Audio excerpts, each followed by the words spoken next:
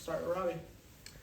Well, Coach, I know that you are getting prepared for Senior Day, and it's going to be an emotional one for a lot of people, but Jerk especially, she's been here she was a transfer, but she's been here for a whole career now. I know. What has she meant for you? Because you've been able to coach her for 3 years. It's kind of uncommon now, it seems like, to coach someone for that long. And what's she meant for your team?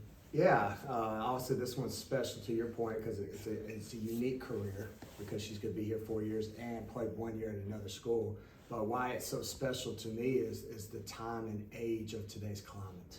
And what I mean by that is I come in as a first-time head coach, and her career is in my hands, and at that point she had to make a decision.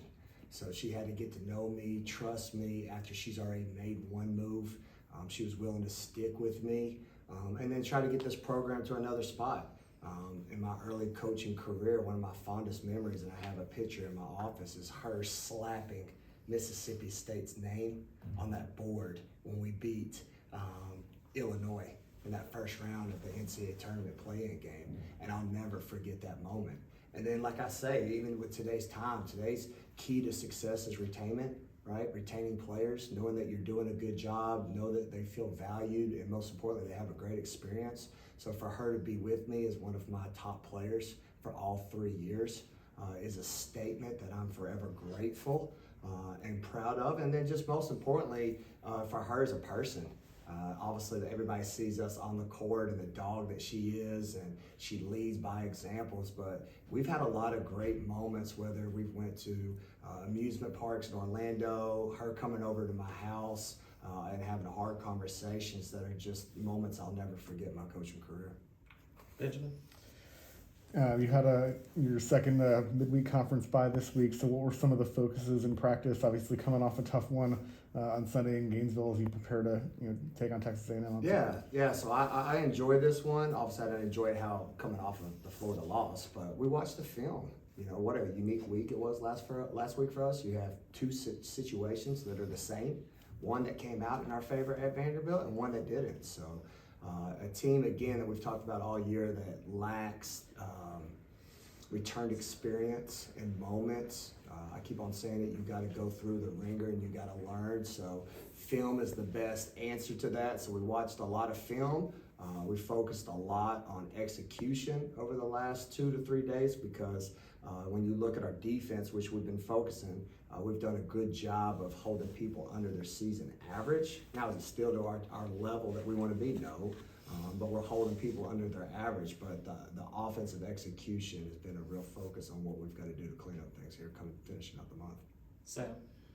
About a month ago, you were talking about Denham and how a lot of her impact goes beyond the box score that doesn't really show up there. And I believe you described her as the little engine that could. Yeah. And I think she's had a pretty unique path just on her way here to being a starting point guard in the SEC. And so what do you just think of the impact that she's had this season and how she's gotten to this point? Yeah, it's been huge. To your point, when you have a good team, you got to have people willing to do team things and sometimes things that other people don't want to do, and she's that. That charge in the Florida game to give us a chance still to win that game at the end of the game there, I think it was 1:30, was huge that people don't talk about. She came out of nowhere and flew in after, I think it was Layla Reynolds beat one of, I think it was Chandler off the bounce. And just her emotion and the passes, even the Vanderbilt game, we're down 5 with a minute. She comes in and I go to a set and she makes an unbelievable dribble, jump stops, pivots, throws the backdoor pass to Jerk where everybody's talking about Jerk's layup, but it was Denham's execution that helped us win that game. So just who she is as a person, and like we said, her best basketball keeps getting better. That's what excites me. I thought in the Florida game she was an offensive threat. She had huge threes, so I'm just excited about who she is and how she continues to get better. Jacob? Coach, you've also had a week off getting ready for this game. Kind of what stands out to you about Texas A&M and watching them on the film? Yeah, so obviously in my 2 years here, first and foremost, I have the most respect for Joni Taylor. She's the ultimate pro. She's one of our top coaches in college basketball. She's an assistant coach for the USA Olympic basketball team. We've had battles where in regular season we've been fortunate, and then obviously she's beaten me in the SEC tournament. So she does a great job of playing power basketball.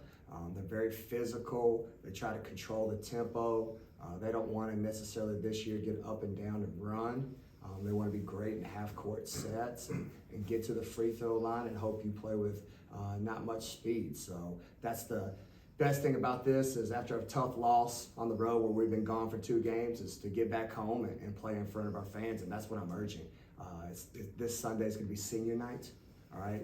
So it's going to be a special moment that I'm asking our fans to come out like we always do and help us with that lift as we finish out the month and do this right. Do this right for these seniors, but most importantly, give us the energy and the extra power at home to try to get a huge SEC win here Sunday.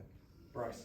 Hey Coach, you had a lot of success, paint presence, rebounding in that Vanderbilt game. We saw an insane 2K kind of stat line from Medina Okot. And then how do you kind of continue that success? Because we saw the kind of result that happened when you had that kind of paint presence and rebounds. How do you continue that? Well, first, yeah, amen. That was unbelievable. It was great. The Florida game, obviously, foul trouble came into play really quick. Medina, I think, got 2 fouls in the first 5 minutes of that first quarter. So that's a little reason why I wasn't able to go near Medina as much as I wanted in that fourth quarter because I don't think Medina played the rest of the first half. She comes back in the third quarter, and I think we won the quarter 24 to 15 or 14, something like that. And then again, as we go in the fourth, that's right when I was trying to go power basketball, she gets 3 and 4 fouls. So keeping her out of foul trouble. This is a game in the Texas A&M I expect to go 2 bigs. They're very powerful and strong. What they lack in guards, they're going to play 2 bigs. So you can definitely see a little bit more of that. So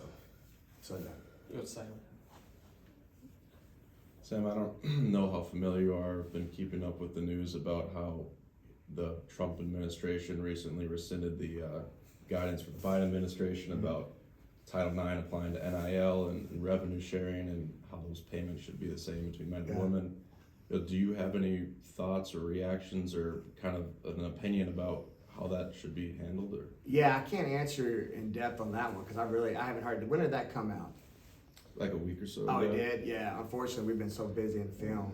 I'm just being honest with you because I'm more than happy to talk about that, but I haven't heard the exact details. But I do know this. Title IX is everything. As a girl dad, as a father, right? Opportunities for women. We've talked about this, where the women's game is at right now and the people before us who stand for something.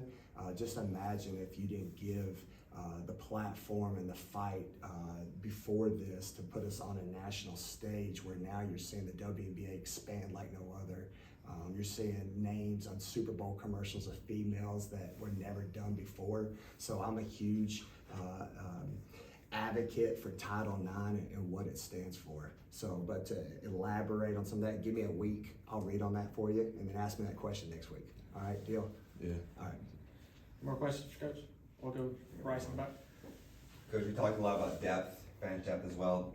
What have you really seen from Chandler Prater to keep her in that starting lineup and her role that's increasingly kind of been expanding as the games have gone forward? Yeah, we talked about it at the beginning of the year. First and foremost, it was her health. She's coming off an Achilles, so I knew that when I signed her. And I told her, you know, I had a kid at Louisville who had Achilles injury. I said, just let your body come back. When your body comes back, then your mind will come back. And when your mind comes back, now you're going to be playing your best basketball by SEC. And it's hard because she mentally, before she's finally at the spot, knew she could be better. But you just got to get it back. You got to go through the ringer. You got to make it ugly. And so now I think she's back. And then most importantly, it's her attitude. She's played at 2 schools prior to this, so she has a returned experience where she understands what this team needs. She's in the gym every single day. When we've been behind this year, I love her body language. You just see like, let's go, challenging her teammates, that awesome spin move or a rebound that, you know, creates a tough 2 points. So just her recovery and just trusting the process has been huge. And because of her effort every single day, that's why now you're seeing her in the lineup and she's been huge for us and we're gonna need her here as we finish up the month.